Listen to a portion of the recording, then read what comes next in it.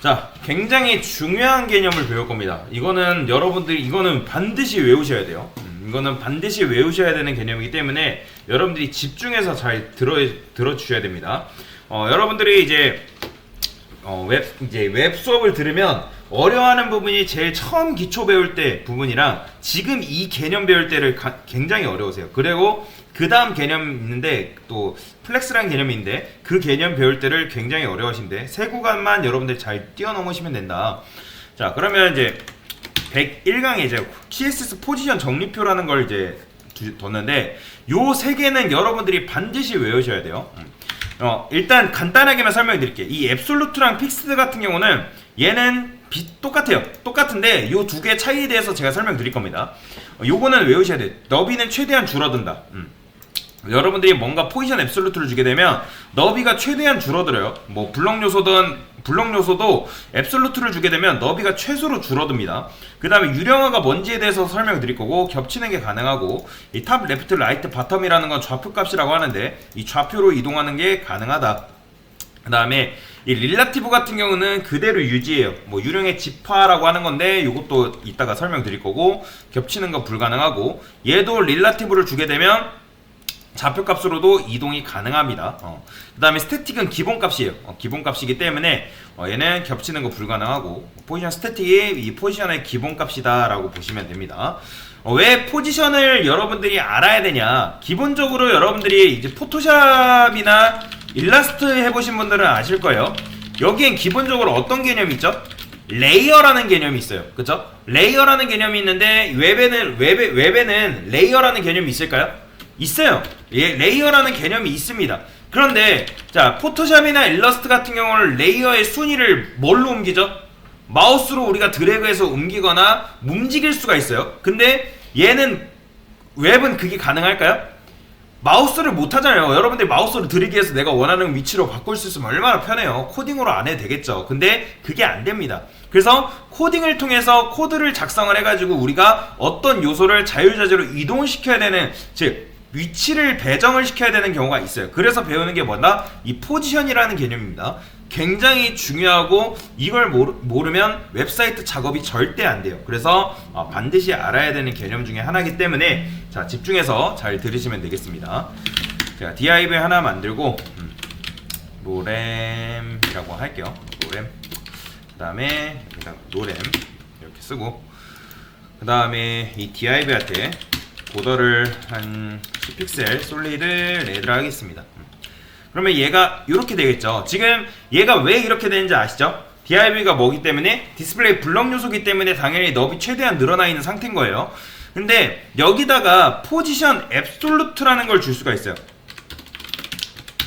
자, 포지션 앱솔루트 주게 되면 어떻게 된다? 너비가 어떻게 된다 해서요? 최소로 줄어든다고 말씀을 드렸어요. 그러니까 포지션 처음 개념 배우는 분들이 포지션 앱솔루트를 주고서 강사님 이거 너비가 뭔가 요소가 위치가 되는 거예요. 그게 어디서 드러나냐면 텍스트 라인 주실 때.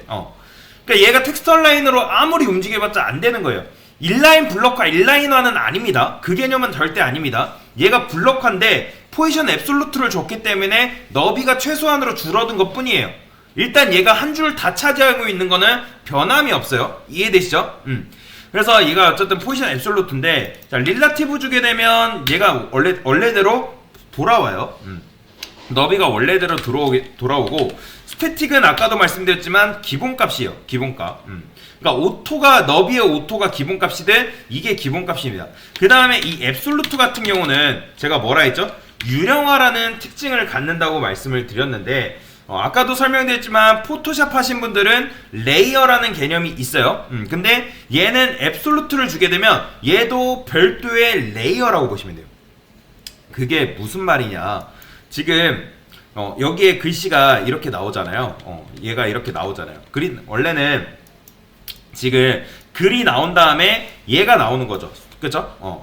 근데 제가 포지션 앱솔루트를 주게 되면 얘가 뭐가 된다? 독립적인 애가 되는 거예요. 그럼 지금은 이렇게만 봐서는 티가 안 나잖아요. 그쵸? 왜냐면 마우스를 우리가 끌어다가 얘를 옮길 수가 있는 게 아니니까. 근데 좌표값을 이용해서 움직인다 했죠? 제가 탑을 0 줄게요. 탑 0 주게 되면 이 빨간색 박스가 어디로 가요? 위로 이동되는 걸 볼 수가 있습니다. 이해되시나요? 제가 50픽셀 줄게요. 50픽셀. 그러면 50픽셀 주게 되면 당연히 50픽셀만큼 위에서 밀어낸다라고 보시면 돼요. 자, 레프트도 한번 적을게요. 100픽셀. 왼쪽에서 100픽셀만큼 이런 식으로 이동되는 거예요. 즉 얘가 별도의 레이어가 되는 거예요. 그래서 얘는 좌표 값으로 이동이 가능한 거예요. 그러니까 100픽셀을 주게 되면 좌측으로부터 100픽셀, 탑 50픽셀 하면 위로부터 50픽셀만큼 좌표 값에 의해 움직일 수 있다. 그러니까 포토샵 생각하시는 분들은 이게 별도의 레이어다라고 생각하시면 쉽게 접근을 할 수가 있습니다. 여태까지 우리는 레이어 하나에서 실제로 작업을 하고 있었거든요. 지금 제가 또 하나의 레이어를 만든 거라고 보시면 돼요. 그러면 요 안쪽에 있는 녀석들이랑 이 바깥쪽에 있는 요 녀석들 있죠. 얘랑은 전혀 상호작용이 없어요. 이거를 뭐라고 하냐면 유령화라고 하는 건데, 왜 제가 이거를 유령화라 하는지 설명을 드릴게요. 보세요. 그림으로 이해하면 좀 더 여러분들이 편해요. 이게 지금 우리가 보는 모니터라고 해봅시다. 이게 모니터예요, 모니터. 그 다음에 사용자가 있겠죠. 이런 식으로 사용자가 화면을 이렇게 보고 있어요. 이런 식으로 보고 있다고 해봅시다. 간단하게. 제가 그림을 잘 못 그려요. 양해 부탁드릴게요. 자, 이렇게 이제 보고 있어요. 그러면 원래는 지금 이 엘리먼트가 어떻게 돼 있어요? 이렇게 되어 있잖아요. 그러면 div가 제가 여기 글 쓴 게 로렘이라 할게요. 로렘이 있고 그 다음에 그 밑에 div가 있다 해볼게요.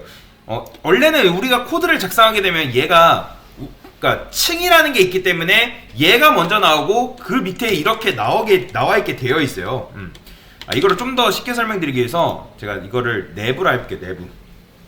일단 div가 있고 div가 이렇게 있고 그 다음에 내부가 두 개가 있다 해봅시다. 하나 둘 이렇게 있다 해볼게요. 그냥.